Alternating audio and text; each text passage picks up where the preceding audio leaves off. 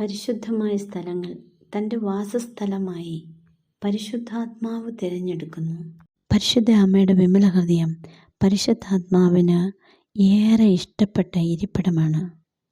പരിശുദ്ധാത്മാവ് തൻ്റെ വാസസ്ഥലമായി നമ്മെയും തിരഞ്ഞെടുക്കുവാൻ നമ്മിലുള്ള എല്ലാ അശുദ്ധിയും നമുക്ക് നീക്കിക്കളയാം.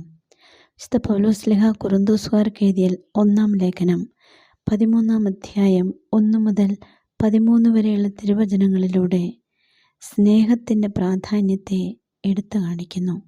മറ്റെന്തെല്ലാം ഉണ്ടെങ്കിലും സ്നേഹമില്ലെങ്കിൽ ഒരു പ്രയോജനവുമില്ലെന്ന് വിശുദ്ധ ശ്ലീഹ ഇവിടെ അടിവരയിട്ട് പറയുന്നു.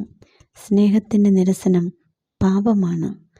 ദൈവസ്നേഹത്തിലും സഹോദര സ്നേഹത്തിലുമുള്ള എല്ലാ അപൂർണതകളും നമുക്ക് നീക്കിക്കളഞ്ഞുകൊണ്ട് പരിശുദ്ധാത്മാഭിഷേകത്തിനായി ഒരുങ്ങാം. സാമുവേൽ പ്രവാചകൻ്റെ 1-ാം പുസ്തകം അധ്യായം 18-ന്റെ 6 മുതലുള്ള തിരുലിഖിതങ്ങളിൽ സാവൂളിന് ദാവീദിനോട് അസൂയ തോന്നുന്നു.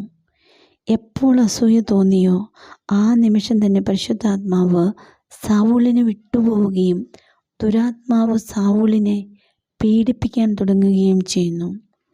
പരിശുദ്ധാത്മാവിനെ നമ്മിൽ നിന്നും അകറ്റി നിർത്തുന്ന പ്രധാന മൂലപാപങ്ങളിലൊന്നാണ് അസൂയ.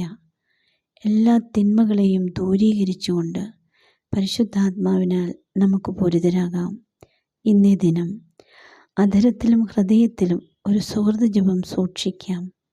പരിശുദ്ധാത്മാവേ, എഴുന്നള്ളി വരണമേ. അവിടുത്തെ ഇഷ്ടദാസിയായ പരിശുദ്ധ മറിയത്തിൻ്റെ വിമല ഹൃദയത്തിൻ്റെ ശക്തിയേറിയ മധ്യസ്ഥത്താൽ എന്നിലേക്ക് എഴുന്നള്ളി വരണമേ. ആമേൻ.